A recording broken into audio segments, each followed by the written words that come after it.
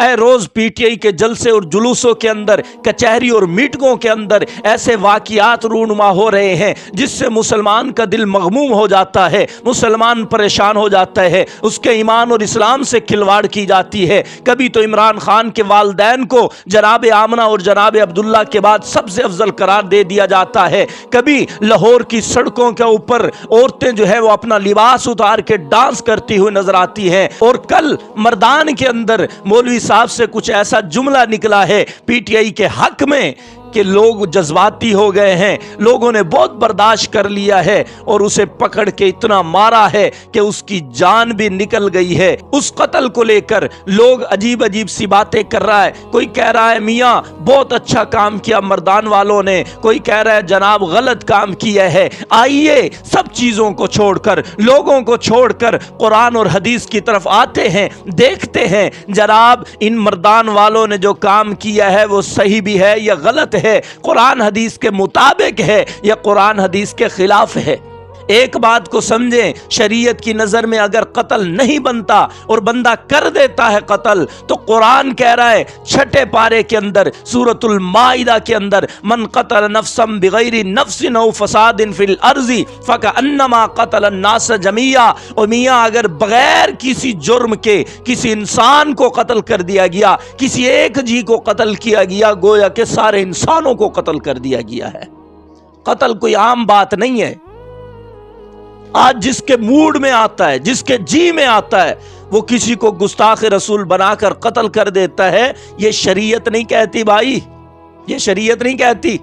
ہلکی ہلکی سی بات پر گستاخ رسول، گستاخ رسول۔ آپ کو پتہ ہے ترمذی کے اندر حدیث ہے، حضور اکرم صلی اللہ علیہ وسلم نے فرمایا ادرؤ الحدود بالشبہات۔ میاں یہ جو قرآن اور حدیث میں حدیں بیان کی گئی ہیں کہ فلاں کا ہاتھ کاٹ دو، فلاں کو کوڑے لگا دو، یہ کر دو، فرمایا کہ اگر ہلکا سا بھی شبہ آ جائے نا کہ یار اس کی غلطی اتنی نہیں ہے، ہلکا سا بھی شبہ آ جائے، وہ حدود ختم ہو جاتے ہیں، ساقط ہو جاتے ہیں۔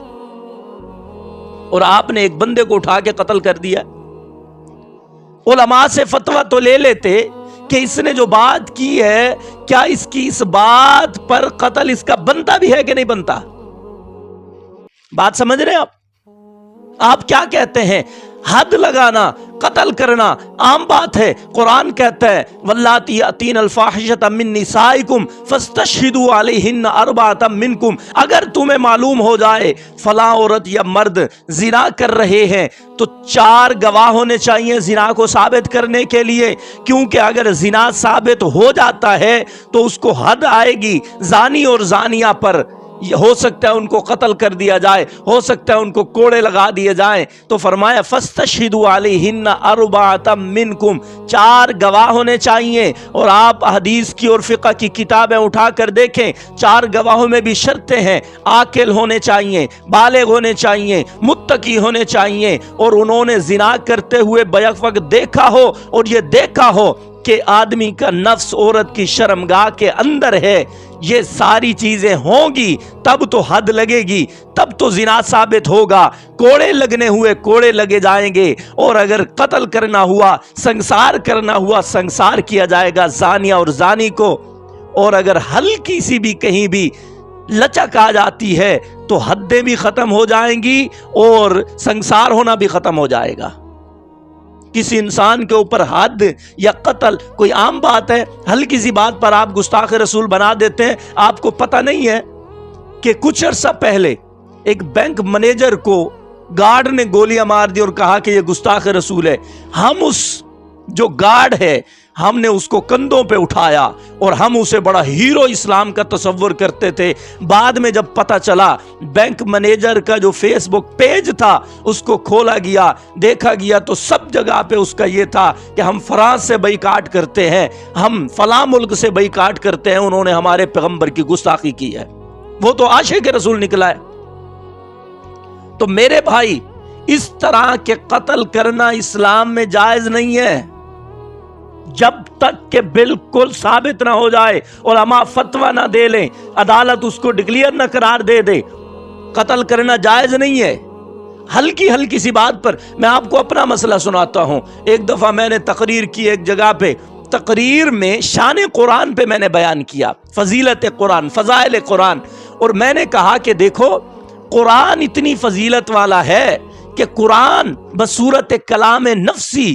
رسول اکرم صلی اللہ علیہ وسلم سے بھی افضل ہے۔ اہل علم میری اس بات کو سمجھ رہے ہیں کہ حضور اکرم صلی اللہ علیہ وسلم تو مخلوقات میں سے افضل ہے نا،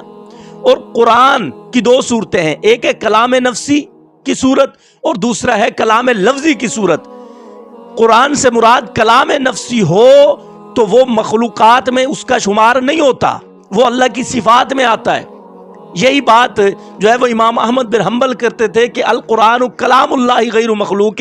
کہ قرآن اللہ کا کلام ہے، مخلوق نہیں ہے، اور آپ صلی اللہ علیہ وسلم تمام مخلوقات میں سے افضل ہیں۔ یہ بات میں نے کر دی، پھر جناب وہاں پہ جو فساد کھڑا ہو گیا،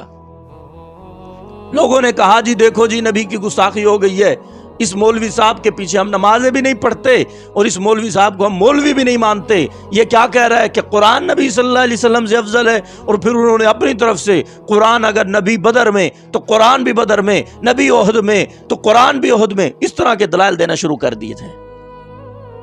گویا کہ لوگوں نے میرے پیچھے نمازیں پڑھنا چھوڑ دی تھی اور کہہ رہے تھے کہ یہ نبی کا گستاخ ہے۔ تو میرے بھائی بات کو سمجھا کریں، بات سمجھ رہے؟ وہ جیسے سری لنکن والے کو ہم نے کیا کیا ہے، مار دیا ہے، بعد میں پتہ چلا ہے کہ وہ تو کوئی گستاخ رسول تھا ہی نہیں۔ اس طرح کے معاملات کو روکنا ضروری ہے، قرآن حدیث اس کے خلاف ہے۔ فرض کریں، آپ فرض کر لیں کہ اس بندے نے، اس مولوی نے، نگار عالم جسے کہا جاتا ہے، اس نے اگر کہہ بھی دیا ہے کہ عمران خان یا علاقے کا پی ٹی آئی کا جو صدر تھا وہ پیغمبر جیسا ہے، بات سمجھ رہے ہیں، پیغمبر جیسا ہے، میں اس کو پیغمبر مانتا ہوں، کیا پھر شریعت یہ حکم دیتی ہے کہ اس کو فوراً قتل کر دو؟ وہ مرتد ہو گیا ہے نا، اور مرتد کے لیے کیا حکم ہے؟ اس کی بات کو سنا جائے اور سن کر اس کی بات کو رد کیا جائے، علماء اس کو جواب دیں، اس کو مطمئن کریں، اس کو کئی دن کی مہلت دیں، اور پھر جا کر عدالت اس کے بارے میں فیصلہ کرے گی کہ اس کے ساتھ کرنا کیا ہے۔ اور میں تو یقین سے کہتا ہوں اس نے یہ تو نہیں کہا ہوگا کہ یہ جناب جو ہے وہ عمران خان یا فلاں جو ہے وہ پیغمبر ہے۔ ہاں، اس نے سمجھنے میں فرق ہے، جس طرح آپ کہتے ہیں کہ خدا دا پکڑیا چھڑاوے محمد، محمد دا پکڑیا چھڑا کوئی نہیں سکتا، بظاہر تو اللہ کی گستاخی ہے، لیکن شاعر سے پوچھا جائے گا کہ اس کا مطلب کیا ہے۔ اگر وہ مطلب ہم جان لیں تو پھر ہم بھی کہتے ہیں کہ یار بات تو ٹھیک ہے کہ اگر خدا کسی کو پکڑ لیں اور حضور اکرم صلی اللہ علیہ وسلم شفاعت کر دیں تو اس کی چھوٹ ہو جائے گی، لیکن اگر حضور اکرم صلی اللہ علیہ وسلم کسی کو پکڑ لیں قیامت والے دن اور یہ کہہ دے کہ اللہ اس کو آپ جہنم میں ڈالیں، تو کیا اللہ چھڑوائیں گے اسے؟ یعنی چھڑوا تو سکتے ہیں لیکن چھڑوائیں گے نہیں، اس کو جہنم میں ڈالیں گے۔ تو ایک بات ہماری سمجھنے کے لیے اور ہوتی ہے، ہم دوسرے اینگل سے ایک بات کو لے رہے ہوتے ہیں اور کہنے والے کا مقصد اور ہوتا ہے۔ اب مثال کے طور پر ایک بندہ رو رہا ہے مسجد کے اندر بیٹھ کر اور اللہ کے سامنے گڑ گڑا رہا ہے، یا ایک بندہ جو ہے وہ نوافل پوری رات نوافل پڑھتا ہے، اور میں اس کو کہتا ہوں یار تو نے پیغمبروں جیسا کام کیا ہے، آپ پیغمبروں جیسے ہیں، پیغمبر پوری رات نوافل پڑھتے تھے، تو اس کا کیا مطلب ہے کہ میں گستاخ بن گیا؟ میں تو یہ کہہ رہا ہوں کہ جس طرح پیغمبر پوری رات نوافل پڑھتے تھے آپ نے بھی ویسے پڑھ دی، آپ نبی کے طریقے پر چلے ہیں، تو یہ گستاخی تو نہیں ہے۔ لہذا